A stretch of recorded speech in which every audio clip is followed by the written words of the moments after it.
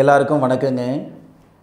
வரக்கூடிய கார்த்திகை மாதத்தில் கோட்சார ரீதியாக ஏற்படக்கூடிய கிரக அமைப்புகளால் ரிஷபராசியில் பிறந்த நண்பர்களுடைய வாழ்க்கையிலையும் வாழ்வாதாரத்திலையும் எந்த மாதிரியான மாற்றங்களை இந்த பிரபஞ்சம் தரப்போகுதுன்றது பற்றி தானுங்க ஆதாரபூர்வமாக வேதகால முறையில் துல்லியமாக இந்த பதிவில் நம்ம பார்க்க போகிறோம். இது கோட்சார பலன் தான் நான் சொல்கிறேனே தவிர நானும் இல்லை, எல்லா ஜோதிடரும் கோட்சார பலன் தான் சொல்கிறாங்களே தவிர ரிஷபராசிக்கு உண்டான பலன் தான் நம்ம சொல்கிறோமே தவிர ரிஷபராசியில் பிறந்த உங்களுடைய சுய ஜாதகத்துக்கு உண்டான பலன் அல்ல. சுய ஜாதகத்தில் தசாபுத்திக்கு தகுந்த மாதிரி பலன்கள் மாற்றம் ஏற்படும். இது முழுக்க முழுக்க கோட்சார பலன். உண்மை இல்லைன்னு சொல்ல முடியாது. 60%, 50% பலன் வரதான் செய்யும், அதில் மாற்று கருத்து இல்லை.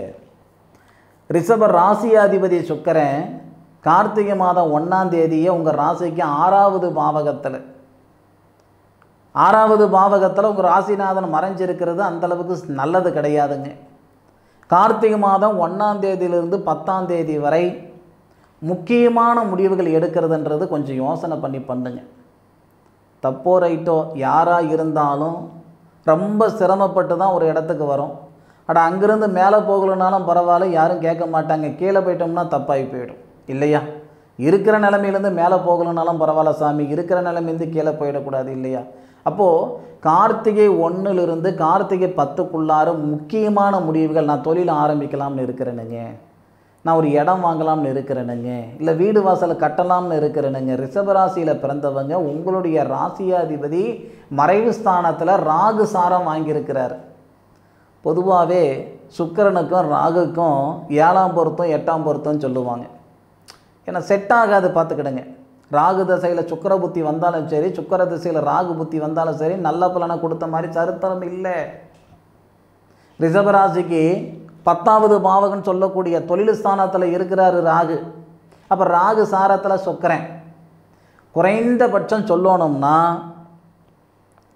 கார்த்திகை 1ஆம் தேதி 2ஆம் தேதி 4 தேதி வரைக்கும் ராகுடைய சாரத்தில் தான் சுக்கிரன் இருப்பார். அதன் பிறகு தான் உங்களுக்கு குருவுடைய சாரம். அந்த 3 தேதி கார்த்திகை 1, 2, 3 அந்த முக்கியமாக அந்த 3 தேதி வரை வரவு செலவு வச்சுக்க வேண்டாம். இந்த பெண் பார்க்கும் படலம், இந்த மாதிரி விஷயம், திருமணத்துக்காக ஏதாவது முடிவு எடுக்கிறது, இல்லை ஒரு மனம் வாங்கிறது, வாகனம் வாங்கிறது, இந்த மாதிரி ஒரு செயல் ரிஷபராசியில் பிறந்தவங்க செய்யாமல் இருக்கிறது நல்லது. அந்த 3 நாள் கார்த்திகை 1 தேதி 2ஆம் தேதி 3ஆம் தேதி அந்த 3 நாள், அதுக்கு மேற்கொண்டு 4 தேதியிலிருந்து 10 தேதி வரைக்கும் உங்கள் ராசிநாதன் மறைவு ஸ்தானத்தில் தான் இருப்பார். ஆனால் குருவுடைய நட்சத்திரத்தில் இருப்பார். ஒரு கிரகம் எப்படி வேலை செய்யுதுன்னா, எந்த நட்சத்திரத்தில் இருக்கார், யாருடைய இடத்துல இருக்கிறார், அதை வச்சு தான் அந்த கிரகம் வேலை செய்யும். அப்போ 10 தேதியில் உங்கள் ராசிநாதன் சுக்கிரன் 7வது பாவகத்துக்கு போகிறார். கலசரக்காரகன் சொல்லக்கூடிய சுக்கிரன் கலசர ஸ்தானத்தில் குரு பகவானுடைய பார்வை வாங்கி உங்கள் ராசியை பார்க்கிறார். தீராத திருமண தடை தீரும். நாகதோஷம் இருக்குது, தாரதோஷம் இருக்குது, செவ்வாய் தோஷம் இருக்குது, எந்த தோஷனாலும் இருக்கட்டுங்க. உங்களுடைய மன வாழ்க்கையில் இருக்கக்கூடிய சங்கடங்களை சரிப்படுத்துறதுக்கு உண்டான பிரமாதமான நேரம் கார்த்திகை மாதம் 10ஆம் தேதியிலிருந்து கார்த்திகை மாதம் 19ஆம் தேதி 9 நாள். சார் 9 நாள் தானே சார்?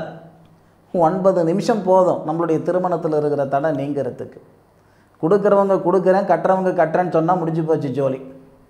ரிஷபராசியில் பிறந்தவங்களுக்கு கார்த்திகை 10 தேதியிலிருந்து கார்த்திகை 19 தேதி வரை மன வாழ்க்கையில் இருக்கக்கூடிய சிக்கலும் சரியாகும். அதே மாதிரி மன வாழ்க்கை செஞ்சுக்கிட்டனுங்க, மங்களகரமாக இருக்குன்னு நினச்சேன், மன நிறைவாக இருக்குன்னு நினச்சேன், மன சங்கடத்தோடு நான் இருந்துக்கிட்டு இருக்கிறேனுங்கன்னு சங்கடப்பட்டு இருக்கிற ரிஷபராசி நண்பர்களுக்கும் இந்த 9 நாளில் கணவன் மனைவிக்குள்ளே இருக்கக்கூடிய கருத்து வேறுபாடு முழுமையாக நீங்கும். அதில் மாற்று கருத்து இல்லை, பார்த்துக்கிடுங்க. தனஸ்தானாதிபதி புத்திரஸ்தானாதிபதினு சொல்லக்கூடிய கிரகம் புதன் ரிஷபராசிக்கு 7வது பாவகத்தில் திருமணஸ்தானத்தில் திருமண ஸ்தானாதிபதி செவ்வாவோட திருமணக்காரகன் சுக்கிரனுடன் தனஸ்தானாதிபதி புத்திரஸ்தானாதிபதி குரு பகவானுடைய பார்வை வாங்கிறது சிறப்பு. கணவன் மனைவிக்குள்ளார நிம்மதி சந்தோஷம் ஏற்படும், புத்திரபாக்கியம் உருவாகிறதுக்கான வாய்ப்புகள் இருக்குது. மாற்று கருத்து கிடையாது, பார்த்துக்கிடுங்க.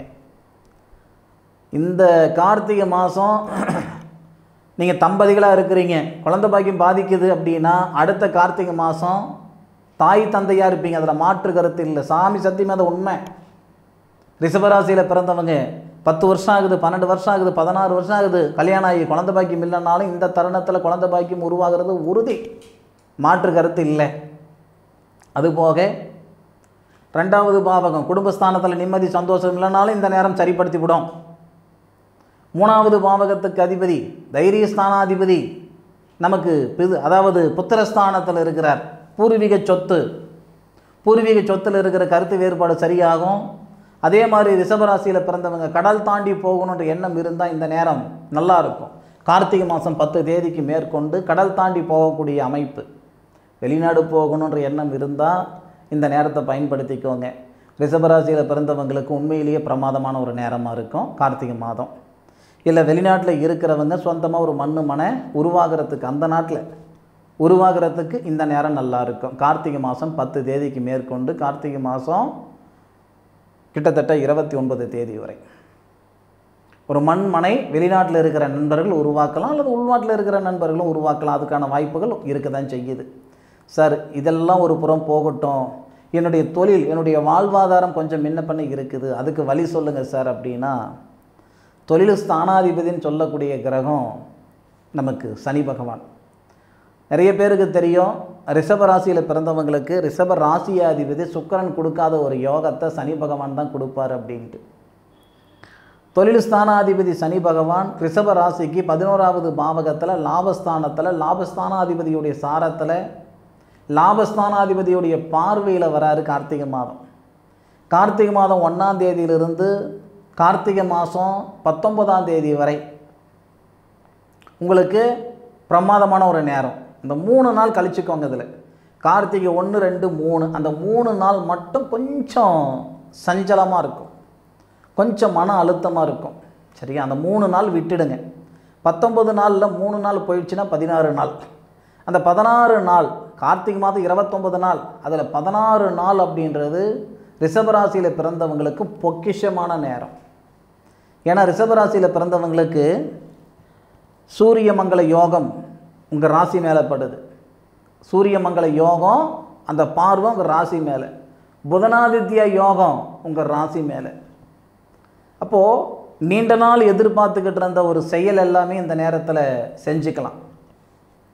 இது நான் ஒரு 4 வருஷமாக 5 வருஷமாக உசுருக்கு உசுராக நான் காதலிச்சுக்கிட்டு இருக்கிறேனுங்க, என் காதல் கல்யாணத்தில் முடியுமா அப்படின்னா இந்த நேரம் நீங்கள் முயற்சி பண்ணிங்கன்னா, இந்த நேரம் சரியான முறையில் பயன்படுத்திக்கிட்டிங்கன்னா நிச்சயமாக நல்லது நடக்கிறதுக்கு வாய்ப்புகள் உண்டு. பிரிஞ்சு போன தம்பதிகளுக்குள்ளே கூட நான் அதை தான் சொல்கிறேனுங்க. இந்த நேரம் நீங்கள் கொஞ்சம் பேச்சுவார்த்தை நடத்தினீங்கன்னா 2 பேருக்குள்ளே இருக்கிற கருத்து வேறுபாடு நீங்கும். அதே மாதிரி தான் தனஸ்தானம் சொல்கிறேன். தனஸ்தானாதிபதினு சொல்லக்கூடிய கிரகம் புதன் தனஸ்தானாதிபதியை தனகாரகன் பார்க்கிறார். அப்போ தனஸ்தானாதிபதி தனகாரகனுடைய பார்வை வாங்கி உங்கள் ராசியை பார்க்கு. அதனால் இந்த பொருளாதாரத்தில் இருக்கிற பிரச்சனை, கடன் பிரச்சனை, பணப்பிரச்சனை இதெல்லாம் சரியாகிறதுக்கான வாய்ப்புகள் ஏற்படும். குடும்பத்தில் நிம்மதி சந்தோஷம் உருவாயிடும்.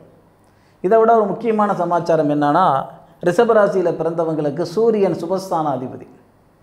அந்த சூரியன் ரிஷபராசிக்கு 7வது பாவகத்திலிருந்து உங்கள் ராசியை பார்க்கிறார். அப்போ தலையெழுத்துன்னு அடித்து சொல்கிறேன், இந்த மாதத்தில் ரிஷபராசியில் பிறந்தவங்க ஒன்று வீடு வாசலுக்கு அட்வான்ஸ் கொடுப்பீங்க, அல்லது வீடு வாசல் கட்டுறதுக்கு இடம் வாங்குறதுக்கான ஒரு வாய்ப்பு ஏற்படுத்தும், இல்லை இடம் மாற்றங்கள் ஆவீங்க. இந்த 3ல் ஏதாவது ஒன்று இடமாற்றங்கள், அது வேலையிலையோ அல்லது இருக்கிற வீடு வாசலை மாறுறதோ, இல்லை நீங்கள் ஒரு மண்மனை வாங்குறதுக்கான வாய்ப்புகள் கொடுக்கும், அல்லது வீடு வாசலை கட்டுறதுக்கான பிரார்த்தத்தை கொடுக்கும்.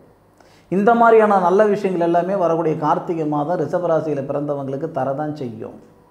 அப்போ தொழில் ஸ்தானாதிபதினு சொல்லக்கூடிய சனி பகவான் லாபஸ்தானத்தில் இருந்து ஒரு ராசியை பார்க்குறாரு. புது தொழில் தொடங்குற மாதிரி இருந்தால் 10 தேதிக்கு மேற்கொண்டு தொடங்குங்க, பிரமாதமாக இருக்கும். ரிஷபராசியில் பிறந்தவங்க நீண்ட நாள் எதிர்பார்த்துக்கிட்டு இருந்த ஒரு நாட்கள் வரப்போகுது. காற்றடிக்கும் போது தூற்றிக்கிடணும்னு சொல்லுவாங்க, வயசு இருக்கும்போது வாழ்ந்துக்கிடணும்னு சொல்லுவாங்க. நேர காலங்களை சரியான முறையில் பயன்படுத்திக்கிட்டிங்கன்னா ஜெயிச்சு விடுவீங்க. ஒரு மனுஷனுக்கு நேர காலங்கள் மட்டும் சாதகமாக இருந்ததுன்னு வச்சுக்கோங்களேன், அவர் ஆண்டியாக இருந்தாலும் அரசனாக்கிடும் இந்த பிரபஞ்சம். அதே நேர காலங்கள் பாதகமாக இருந்ததுன்னா அரசனாகவே இருந்தாலும் ஆண்டியாக்கிடும். ஐயா நேர காலங்கள் பிரமாதம், முயற்சி பண்ணுங்க, முன்னுக்கு வருவீங்க. அலற குழந்தைக்கு தான் பால் கிடைக்கும், முயற்சி பண்ணுறவங்களுக்கு தான் முன்னேற்றம் கிடைக்கும், பார்த்துக்கிடுங்க. இந்த தருணங்களில் உங்களுடைய சுய ஜாதகத்தில் இருக்கக்கூடிய பலன் என்னன்னு தெரிஞ்சுக்கிடணும்னா உங்களுடைய ஜாதகத்தை வாட்ஸ்அப்பில் அனுப்பி வைங்க.